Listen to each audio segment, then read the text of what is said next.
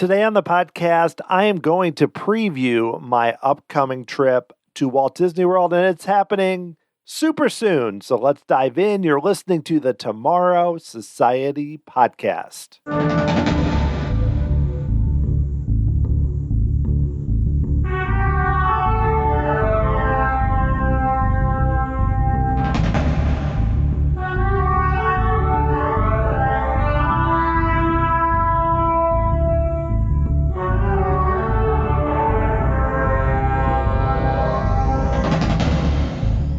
Thanks for joining me here on episode 225 of the Tomorrow Society podcast. I am your host, Dan Heaton. Today's show is a bit different than the usual interview shows. Coming up very soon, I will be going to Walt Disney World on a quick trip with my daughter for her spring break. We are doing 3 park days and actually staying 3 nights at Port Orleans French Quarter. On this show, I'm going to talk about all the specifics. It's going to be a fairly brief overview. I promise I'm not going to go on for hours and hours. I'm going to hit on the 5 things that I am most interested in about our upcoming trip and what I want to make sure we do. Going to talk a bit about touring strategies and how we're going to handle food, the hotel, everything, and just what I'm excited about as we look ahead to my latest Walt Disney World trip. So let's dig right in. Here we go.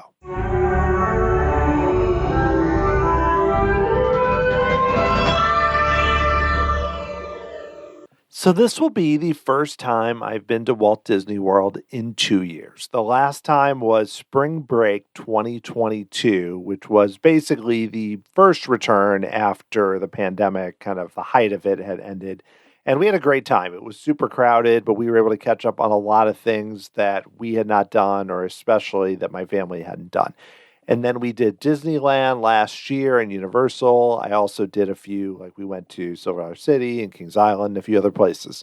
But finally, I've kind of been itching to go back because I still have yet to experience Guardians of the Galaxy Cosmic Rewind, which opened a few months after our last trip. And of course, TRON. There's also a few other things like Moana Journey of Water and Luminous and everything else that we haven't done. So I wanted to do all that, and it just happened to work out where instead of it being all 4 of us, it's just me and my daughter, who's going to be 11 at the time, are going. And so it's a little different that way, and I'll dive into that too. But why don't we just dive right into my 5 things that I am most interested in about this trip. Number 1. Riding Guardians of the Galaxy and TRON.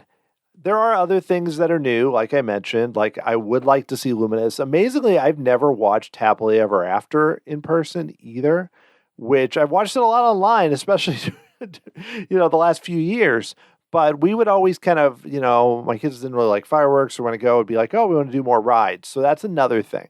But really the 2 biggest things, like if you said, Dan, what would constitute kind of a trip where you're doing the things that you want to do? It really comes down to just doing Guardians and TRON. I will say thankfully, I don't know if I'd say thankfully, but barring some sort of mechanical issues, I suspect that will happen. I'm going to attempt to do the virtual queue, and then there's always Genie Plus in the background. But talking really about the ride specifically, when Disney opened Cosmic Rewind, I was a little skeptical just because, one, I just wasn't that excited about the Guardians being in Epcot, but even beyond that, a lot of it was just the reverse launch, and it's a spinning coaster. I don't really like coasters that spin that much. Time Traveler notwithstanding, since that boy, which is incredible, at Silver Dollar City, but just everything just kind of made me go, I'm not going to hate it, but I wasn't like, I must ride that as soon as possible. Kind of the feeling I have now of the Velocicoaster, which I still haven't done. But I have heard so many amazing things about it, and I have purposely not watched the ride videos, though I have seen shots of people doing that kind of reverse launch in the marketing materials, and I haven't even watched the entire pre-shows beyond a few clips where you've seen kind of references to Epcot from Peter Quill and stuff like that. So I'm going in pretty cold. For both of us, actually, we recently watched Guardians 3, so my daughter's excited about that, has seen the other ones, doesn't remember them as well. just the idea she's really into doing coasters. And I say, well, what is the biggest thing you want to do? And she just names all the coasters and thrill rides, which is interesting because that hasn't always been the case. But I think just the last few trips, she's just doesn't really seem to have much fear beyond not wanting to go upside down. And that won't be an issue because Rock and Roller Coaster will be closed. Though I think we had her on board with actually riding Rock and Roller Coaster, but that isn't going to happen. But I'm very interested in the entire experience of Guardians. And Tron, I'm interested almost as much in just the whole experience, like with the music and getting up close to that structure and the pre-show. And then the launch looks cool. And I haven't done a ride that's kind of in that straddle setup before. I know there are other coasters that are kind of similar, whether it's at SeaWorld or also sort of the Dark Coaster, though I know Mary Kwiatkowski described it as you were more like sitting in a chair. But that kind of snowmobile or bicycle type approach, I'm very interested in that and how it feels. So really, if you pinpoint kind of how this trip's going to go, it's going to revolve around whether it's with the way that I start at 7 a.m., more on that in a little bit, or what we want to spend our money on, or kind of what the time and focus is. It's on those two. And I suspect, the one benefit of the setup with paying is it will not require intense rope dropping. I mean, to get there at that time. So I think that's a good thing. Number 2, staying at Port Orleans French Quarter. I have never stayed at French Quarter. In fact, the only moderate that I've stayed at is Caribbean Beach. And that's actually been when I was younger. I think as recent as being in high school, but it's been a long time. So, and even then, my memories aren't that clear. Now, you might think, well, Dan, why didn't you stay at Caribbean Beach? Because you have the benefit of not only the Skyliner, but also the Skyliner being like the hub, which it is. And I strongly considered it. Couple things. One, Caribbean Beach was a little more expensive. Not a lot, but when you add it up, even over 3 nights, you're talking, well over $100, $150 more. I know it's not that much. But then 2, I just kind of decided I'm very interested in French Quarter because I've never stayed there and I think it looks kind of cool. And with only being 2 of us, I probably wouldn't. That's the thing where years ago, stayed at Value. I also stayed at Value when I went solo in 2019, though I regretted that because the thermostat didn't work very well and it was super hot. And then we've stayed at Animal Kingdom Lodge. We stayed at the Swan. We've also stayed off-site a few times. So we haven't stayed at a moderate. Since, the last time I probably stayed at a moderate was in the mid-1990s. So it's been a really long time. So I'm interested in that side of it. But also just the big benefit for me is that French Quarter is so small and compact. Because I feel like with 2 of us and with everything, and just being pretty simple and not really having a focus on dining, I know we could go do boat rides at Riverside right nearby. I don't think we're going to do that. So it's like with such a short trip too, where I suspect we're going to spend more time in the parks. We're not having a resort day or anything. The first night, I think we will spend some time likely at the pool. Now, there is one downside where the pool at French Quarter is under refurb, and I don't believe will be open while we're there. So the pool we would be using would be Riverside, which I know they have transportation, or you can walk to. I've heard it's 10 to 15-minute walk, which will be fine. We're probably only going to do that once, so I don't think it's bad to take one trip over there, if need be, weather permitting, to walk. So that's part of it. Initially, I was thinking more in terms of, well, we'll probably just use the buses, and it's pretty centrally located in terms of what parks we're going to. I will mention now that we're not going to the Animal Kingdom. And I love the Animal Kingdom, but just the approach we took is we're not going to park hop. I know unlimited park hopping is back, but still, with a short trip and with with us planning to spend basically the whole days in the parks, especially the first 2 days at Epcot and Magic Kingdom, it doesn't make sense to have something that's like, oh, let's stay at Animal Kingdom Lodge. I know it costs more. Or let's say something near that park. My thought is, let's stay somewhere kind of centralized where we could easily hit. I'm thinking right now, car rental is likely going to happen because I read enough things about mirrors and about the shuttle and about the potential for multi-hours. And I'm like, I'm not. Speaking of, and that's another reason too, decided maybe spend the money there. That should be booked very soon. Kind of waiting to see some last minute deals here and keeping a track of the prices. I like the idea of trying somewhere new that I've also heard good things about, especially with there only being two of us. It seems the right time to try it. And while the Skyliner is a really nice perk, I decided that, we already are going to have to get to and from the airport, and we're likely going to use a car for that. And the Uber prices that I saw, even estimated from Uber Reserve, look super high given that it's going to be a spring break week. So we're just likely going to do that. And then Magic Kingdom, we'll take the bus because I don't want to deal with that whole transportation ticket center mess. We'll just take the bus, get to the front. But I suspect we'll definitely drive to Hollywood Studios, likely drive to Epcot. That's kind of the plan there. And having somewhere that's pretty close to those parks is a good thing. But also I'm interested just to see what it's like. It looks like a very attractive, pretty resort. And while I know that there's mixed things, some people love the resort and swear by it, others are just okay. And really, the draw of the Skyliner is just too much with Caribbean Beach. For a short trip like this, where we're not like hopping around or doing much, I think it'll be fine. Number 3, this is a short sprint of a trip.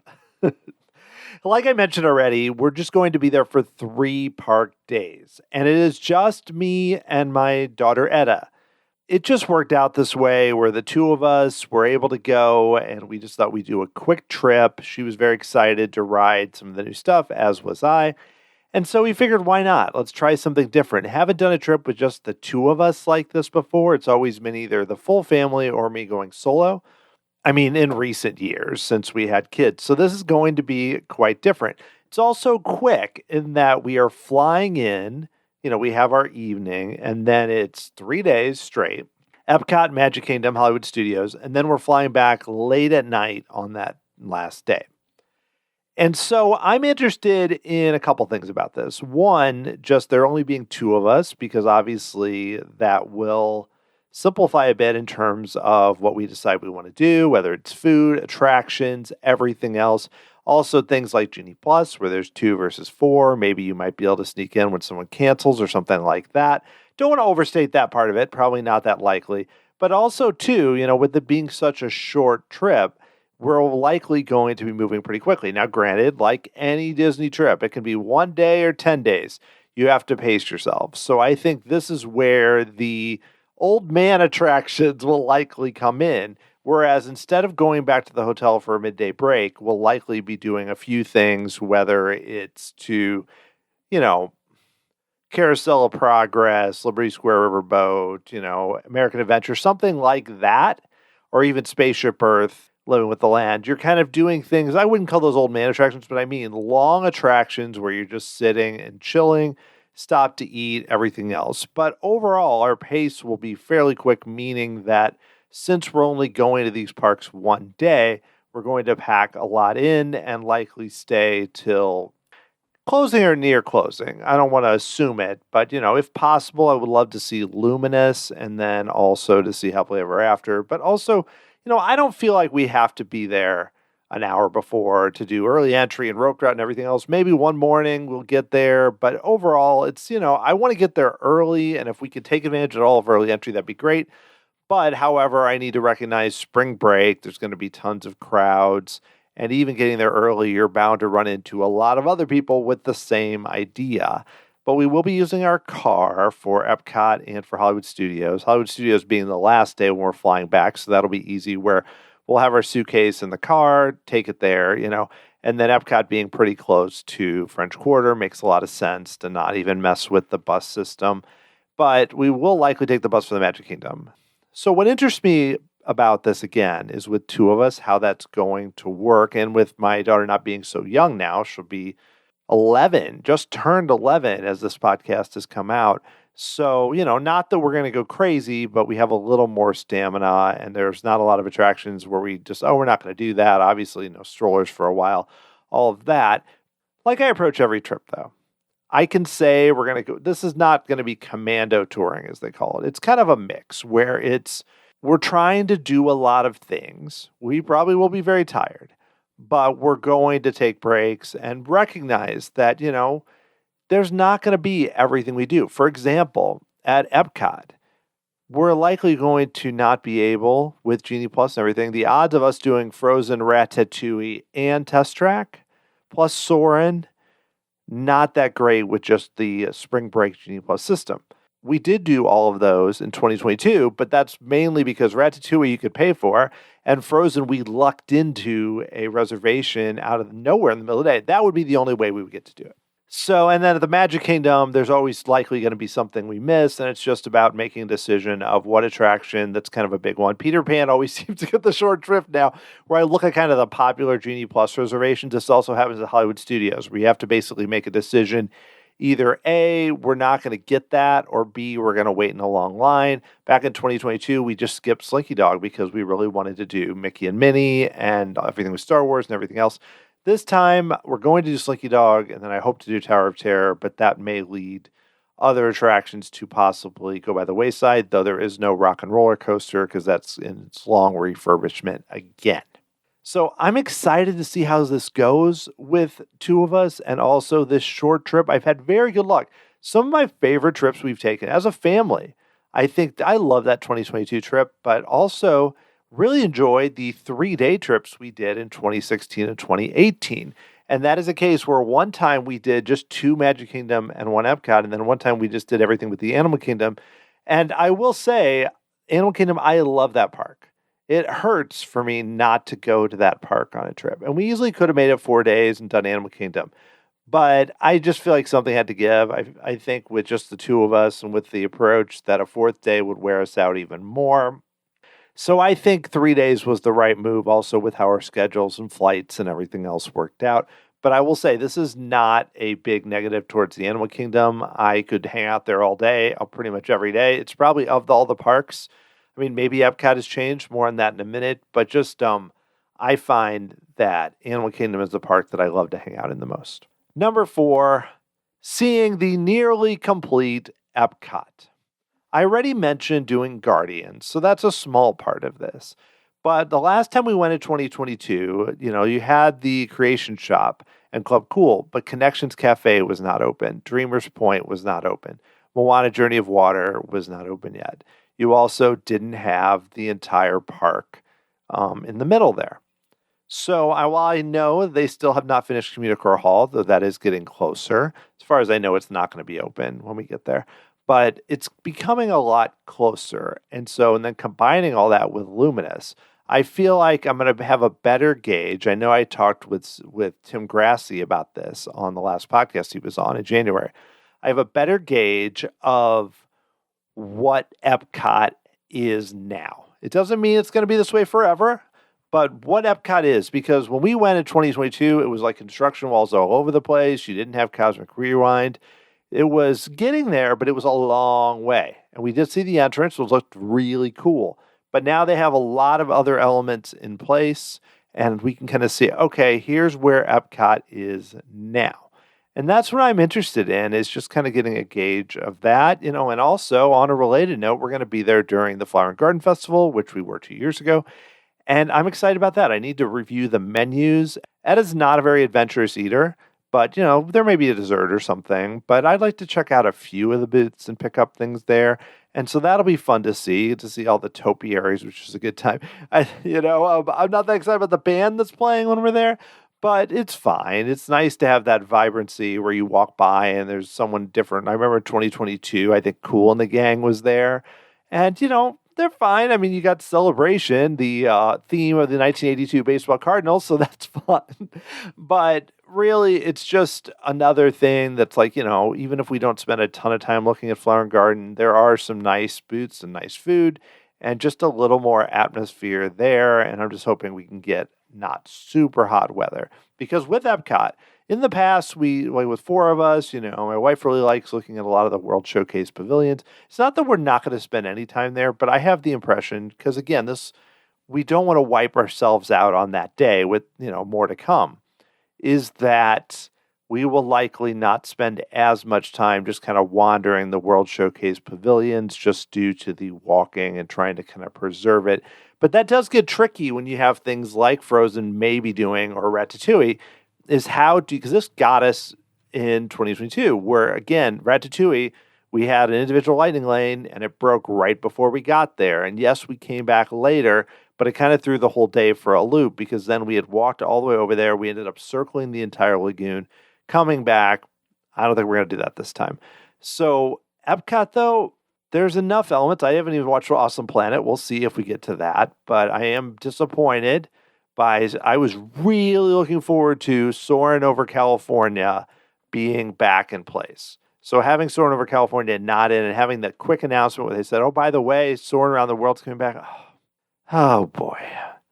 But we'll ride it. But that was something I was really looking forward to about our trip to Epcot, was getting the chance to see Soarin' over California. I was hoping to watch it at least once, if not multiple times.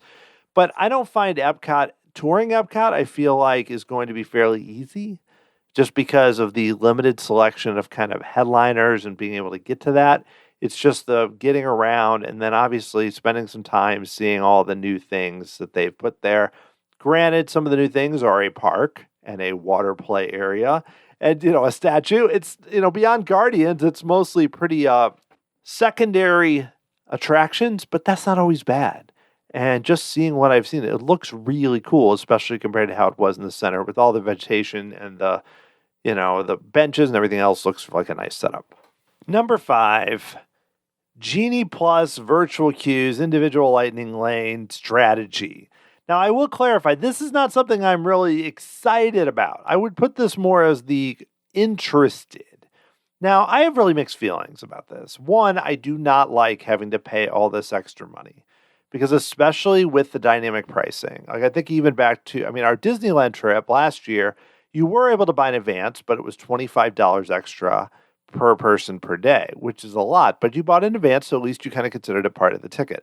In 2022, it was $14 a day for Genie Plus, and you could add it onto your ticket, which is basically pretty negligible. Now with spring break, I'm anticipating it's going to be a lot more. You think about it. I think Epcot, you could easily have a case where at Magic Kingdom we're paying like $30+ a day, or for the one day per person. Epcot, 20, Hollywood 25, whatever. It's going to be a lot. But I feel like this is something that with how busy it is, like I think about even when we went on our last trip at Epcot, where at the time it was like, oh, don't even use it.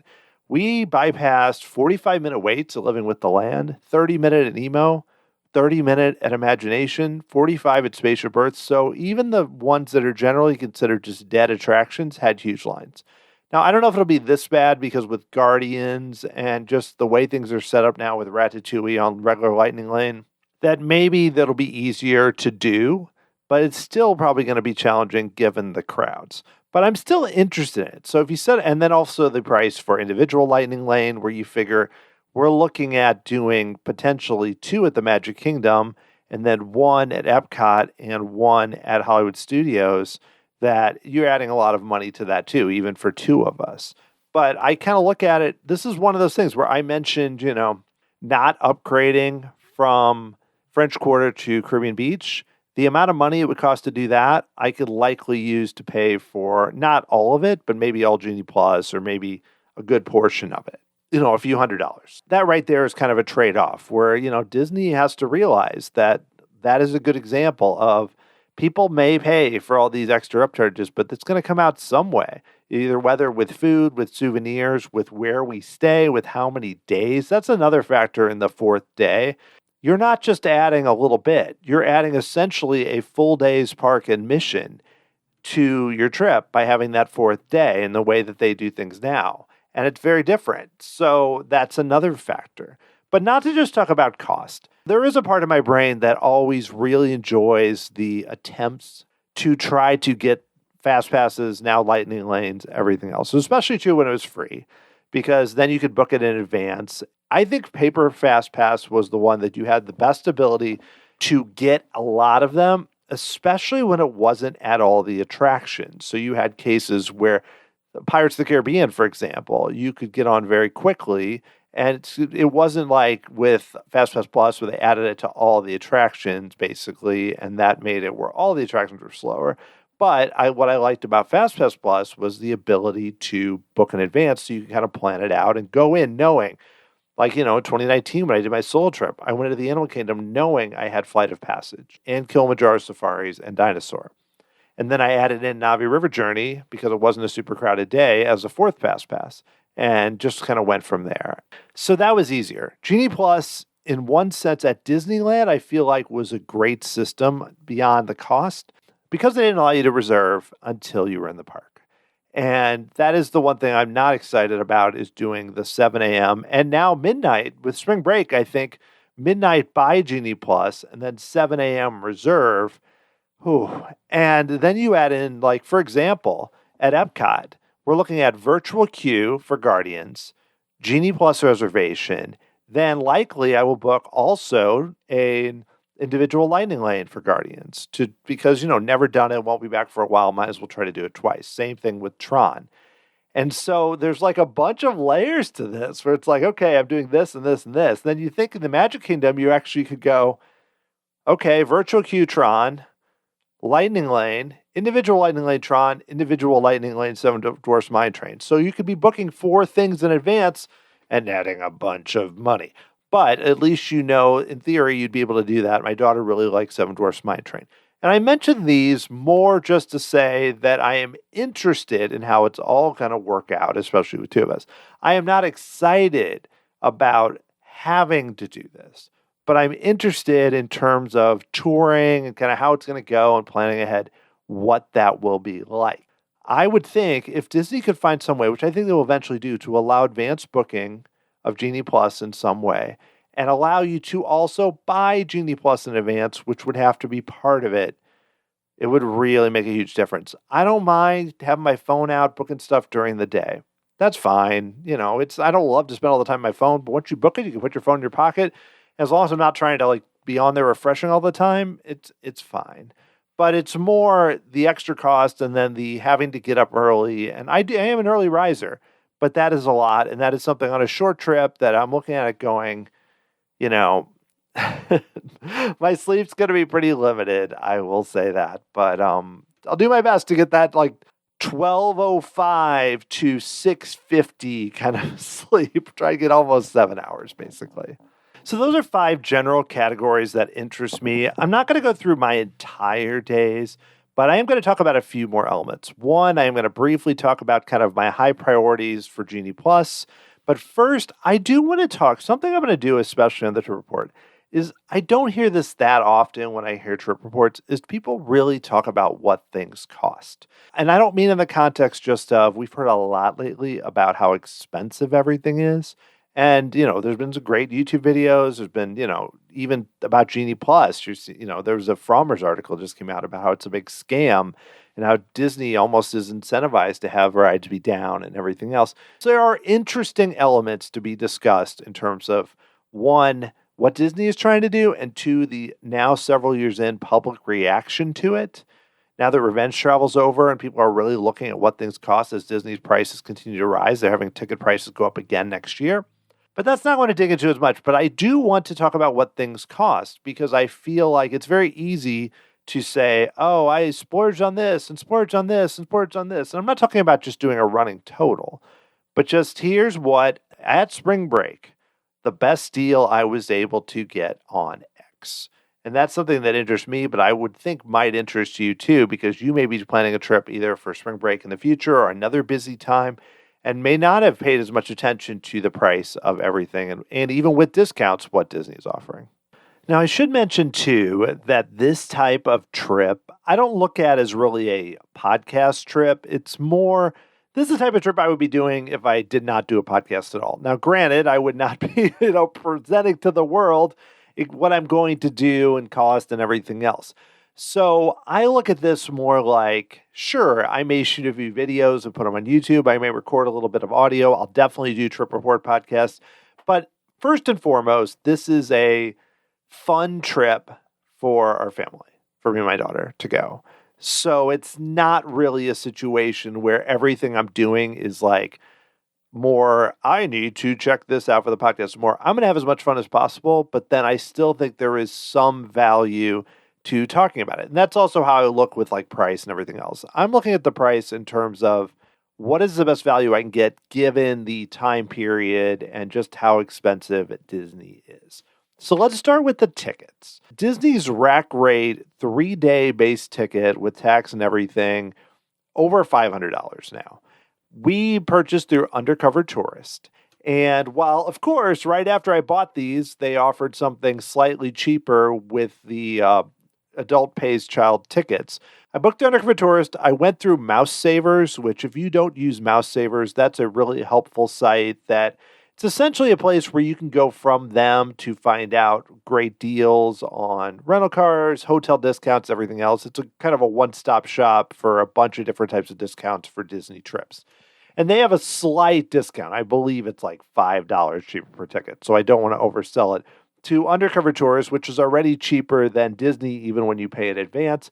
But even with all of that said, we might have been able to drop it another, I think, $10 or $15 a ticket if I had waited a little longer. But you know how that goes. But these tickets, 3-day base ticket to Walt Disney World, $483.57. Now, that is based on our first day. And actually, I did something interesting because they essentially give you, I think, 5 days from your first day or, for this 3-day ticket. But if I listed our first day as the day we arrive, like first day meaning it doesn't have to be your first day you go to the park because they don't require park reservations anymore. But your first day being sometimes if it's a day earlier, like the day you arrive or something else, as long as you have it valid through your last day, it was slightly cheaper. But they're date-based, so if you're going in an off-season, these would likely be cheaper. And this is where Disney makes it really complicated. So there's no really simple way. I mean, yes, you can enter each date and see what it is and everything else, but kind of like airlines and everything else, it's not clearly on this date, it will be exactly this much for a 3-day ticket. But if you break that down, that's over $160 a day. And it is a peak season, so that is the case. And of course, you multiply this by 2. Second thing is the flights. Now, this is obviously going to vary completely by where you're coming from, what days you're going, all those things. I am flying from St. Louis, Missouri to Orlando. My primary goal was to have a nonstop flight, which that is going to limit. Sometimes you can get better deals when you're willing to stop. But my thought is always time is valuable. And it's not like it was super, super cheap to not do nonstop and really expensive to do it. The differences are in the $20 to $30 per ticket and everything else. But of course, I still try to find the best deal. So I was doing a lot of this day to this day and this day to this day and morning versus night and everything else. And I did look into other airports, but Sanford, everything else wasn't better. From St. Louis, Southwest is always the way to go. 1, because it has nonstop flights to Orlando, and 2, because it's typically a lot cheaper than other airlines. I am not messing with Spirit or any airline where I think they're known for canceling flights and everything else. So that worked out. It was a little more, but the way it totally shook out was about $353 with tax and fees and everything per ticket. And that includes the fact that I started out higher and then was able to get a bit of a credit where, with Southwest, you can constantly be checking. Now, when you switch your flight, though, there's not a fee to, essentially cancel and rebook, but you're modifying. There's not a fee to modify it. But the one thing about it is that you are not getting the money back. It's coming in as a credit. So that essentially is something you use in a future trip, but it's not like a refund in a way. And I will say that, Southwest sends a lot of emails about special sale, this, and I kept clicking on it and it never applied to my dates. Now, I will say that, the way I have it set up is like, one way is a little more than the other. It's like, they're both about 175 each way or so. A little, but you could likely get those down to about 145 each way. If like you're willing to do any time and not do nonstop, it's probably, you could probably get that down to a 300 without a problem, which, for 2 people, that's like $100. So it's one of those things where, like when I went solo in 2019, I left at 6 a.m. and I came back at a weird time, and that made it significantly cheaper. In this case, I wanted to balance price with convenience. For such a short trip, there was a flight that landed like really late that evening arrival. I didn't want to arrive at late at night. So it was basically we're arriving at a better time, not early. And then leaving, I decided, okay, we're going to leave late. But then, it's that as opposed to, you do it on the park day versus then going the next day and paying for another night of hotel. So that's kind of the thing where it's like, I don't feel like anything I've done here is the drop dead cheapest way to go, because obviously there's a lot of things that I'm doing that are for my convenience. But also, I don't feel like you could easily spend, even for 3 park days, you could spend a lot more pretty often without a problem, without even like trying to splurge. Just a little bit here, a little bit there. It can inch up really quickly on a Disney trip, as you all likely know. And then next up is the Port Orleans French Quarter. And if we had stayed value, you easily could have found most of the value resorts around $160 a night. And that is after a discount, though the value resort discount's not as much. But for the discount for this, I used the Disney Visa discount, which was up to 35%. Port Orleans French Quarter offered a 30% discount. I believe the rack rates were about $325, and our room worked out to $228 a night. And then with taxes and fees and everything else, it bounces up to like $770 for 3 nights. So, you're adding another like $28 a night. So this is for a moderate resort. And I know this is a very busy time, but even so, like I've read articles that'll say typical rates for a moderate resort are like about 300 and something. So I feel like the discount basically dropped from the rack rate was about $100 off each night, which is pretty good. I mean, but the thing is, Port Orleans French Quarter was 30%. Caribbean Beach was actually less because that has a similar rack rate. But then the discount wasn't as much due to the Skyliner. And granted, I've seen some lines from the Skyliner lately where I'm like, maybe we didn't make such a bad choice. So by chance, I mean, you're talking Caribbean Beach, the way it was offered was like an extra $170 for the 3. And you could say it's worth it, but I didn't think so. And essentially, my goal was to try and hit about a certain amount total for that. And I should finally mention the rental car. Now, we could have done the Mears Connect shuttle, and it would have cost us 2 of us $67 for 2 of us. And I had thought that's likely what we were going to do. But I've read a lot of comments, and Disney Tourist Blog did an article and a lot of comments, and there just were too many. I mean, granted, we could get on there, we could have great luck, we could just have it be like Magical Express. You show up, you're the first stop, it's great. But we'll say, when I did Magical Express, my typical experiences were it didn't take as long. The luggage took a while, but the actual ride was about an hour, even with a couple stops. And also, when it was included, it's a difference. I know this doesn't cost that much, but still, it's different, I think. And also, the luggage, especially on the way back, was a big benefit. But here, I had thought about booking that, but then I just couldn't do it because I read too many things that said people had spent 2 hours. They got crammed into a van, which I do not want to do at the start of our trip. It's different to be on a shuttle like a Magical Express type shuttle, which Mears, I know, used to operate Magical Express, so it's not completely different. And I just decided I was going to be too nervous about it. I was going to be too worried. It was going to be something that I was going to keep thinking about. So why not we just rent a car? I did look into Uber. Uber Reserve estimated rate to get from the airport to our hotel that night was basically $100 for one way. And then I also thought on the way back, I just decided on the way back, it would be worth spending the money to just be able to put our suitcase in the car, go to Hollywood Studios, and then go take the car from there directly to the airport. And rental cars right now, I'm still looking for a better deal, but it's about $200 for about 4 days. So not great, but not insane, I will say. So, you're paying extra, about the amount extra what it costs to do Caribbean Beach to get that. So I'm not going to do the total math and everything else because what I haven't considered here is what we're going to pay for food, Genie Plus, individual Lightning Lane, which are not going to be cheap. We did hit a few gift cards with some deals and family gifts and everything else, so that'll cover part of it. But I just wanted to give you an idea of what even a short kind of basic trip, it still adds up pretty quickly. And yes, there were a few decisions. We could have stayed at Valley. We could have stayed off-site, which would have been cheaper. We would have gotten a better room. Now, with only 2 of us, I didn't feel like we needed as much space as 4 of us. If 4 of us had decided to go, I was considering a condo or a vacation home for sure, just to give us all more space, because 4 of us are pretty cramped in a hotel room. 2 of us for a short trip, I think this will be fine. And also, I was curious about staying at French Quarter.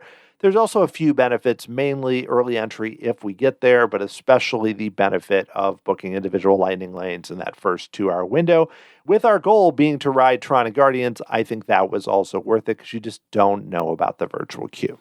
Before I finish, I just thought I'd end on a positive note about what I know I've talked about price and concerns and everything else, but what I'm excited about from this trip.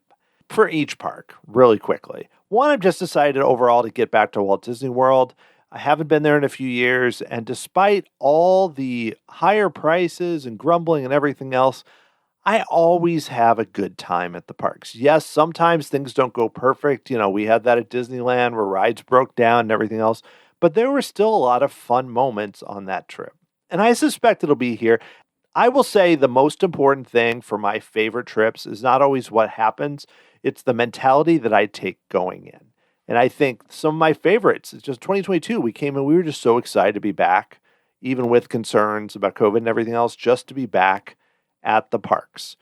I remember 2018, we just did this quick trip, 3 days, Martin Luther King weekend, and it was packed, and I knew it was going to be packed. Still had a great time because I had the right attitude. And I'm not saying that we shouldn't all have concerns with prices going up and services and everything else. That's not what I mean. But personally, for my trip, I think you can set aside those concerns. When you're there, you cannot be thinking every 2 seconds about how much I paid or anything else. Have to enjoy the experience that, hey, I get to come here, go to this cool place, that I'm in a position where I can spend the money and go with my daughter and just have a great time. Looking at each individual park with Epcot, of course, I'm excited about Guardians. I'm really excited to ride Living with the Land. That's a ride that just keeps getting more and more something that I love. I would like to try and at least see 1 or 2 of the World Showcase films. I'm not going to overdo it with my daughter, but Precious to France, if we're there at night, China, maybe Canada, a couple of those. And just excited to check out the new Epcot stuff. But as much as anything, some of my old favorites, some of the familiars, even Spaceship Earth, I'm excited to do again. And just go and have a great time and enjoy that atmosphere, and especially some of the improvements they've made in terms of the Future World area, and then hopefully check out Luminous, see it in person. YouTube videos, not a great way to see that at all. At the Magic Kingdom, similar thing. I want to see Tron, but I'm as excited just to go there and ride Space Mountain and ride Big Thunder and Pirates and Haunted Mansion. Some of the favorites, and just enjoy that park. That park can be a little nuts, and I suspect of the days that will be the busiest, but they also have really long park hours. So I think that's one where we really slow down in the afternoon and then ramp back up in the evening. Should likely work best. But I'm excited too because, like I said, my daughter's gotten a lot more into things like roller coasters, and even, your Space Mountain, Seven Dwarfs Mine Train, everything else are going to be different. Hollywood Studios, that one's interesting because I always find that to be the most challenging with Genie Plus, but I really want to ride Tower of Terror again because in 2022, they only had the thing where they had the one elevator shaft open and the wait times were insane. So I'm hoping that's not the case here. And then, of course, I want to ride Rise of the Resistance again and Smuggler's Run and some, just enjoy that park for what it is. It still has a lot of headliners, not much else. And then just try to check in on Star Tours a few times, Toy Story Mania, everything else. But overall, I think the main thing is just to go and appreciate, just to go have a great time. There's spring break. There's going to be crowds. It could be warm. It's, not everything's going to work. Genie Plus will probably act weird, all those things. But hey, I still think it's going to be a really good time. And I'm sure you're going to hear more about it than everyone do. My big goal with this, and also especially when I do the trip reports, is going to be trying to provide some information. I suspect I will talk a long time about Genie Plus and then food. One other thing I should mention, we're not planning to do any sit-down meals like table service because, I just don't think this is that type of trip. We'll use some mobile order. We'll take breaks and we'll sit down, but I suspect it'll be more for quicker meals and everything else, which has become a lot more common for me. And with Flower and Garden, I think that also fits with that. So the way I wanted to approach it, not do a super long preview, just give you all the heads up and as much my thought process going in and to see how it ends up going. So that's going to do it for this episode 225 of the Tomorrow Society podcast. I hope you'll stick around to actually hear my trip reports, which will happen in a few weeks. If you have any thoughts about this preview and kind of how I'm approaching it, shoot me an email, dan@tomorrowsociety.com. Follow me on Twitter, Facebook, Blue Sky, Thread. Just search for Tomorrow Society anywhere. I'm sure you can find me. I also have a YouTube channel. We're out there, and I'm still just pulling away doing these weekly shows, trying to bring you as many cool guests and episodes as I can. and I'm really enjoying this process. If you want to check out all the old episodes, go to tomorrowsociety.com/podcast with an S at the end. If you'd like to help support this show, go to patreon.com/tomorrowsociety, and you can get access to some really cool perks, including a lot of bonus episodes. I'm doing a much longer preview on there for the Tomorrow Society Bulletin, and just probably more information than anyone needs to know, but it'll be fun to dive in more to my touring strategy for each day, which I kind of only glossed over in this episode. And I cannot wait for my trip. Hope you'll take this journey with me as I go to Disney World and then continue to talk about it in the future with various guests. The music you are hearing right now was written by Adam Hookey and performed by the Sophisticated Babies. Next time, I'll be talking with Disney Imagineer Bob Holland, who worked in architecture and engineering for the original Epcot Center and then was closely involved in the Grand Floridian and many other resorts around the world, plus Disney Cruise Line. Bob had quite an interesting, extensive career at Disney and has a lot of great stories from that time period. Thank you so much for listening to this Walt Disney World Trip Report, and I will talk to you again next week.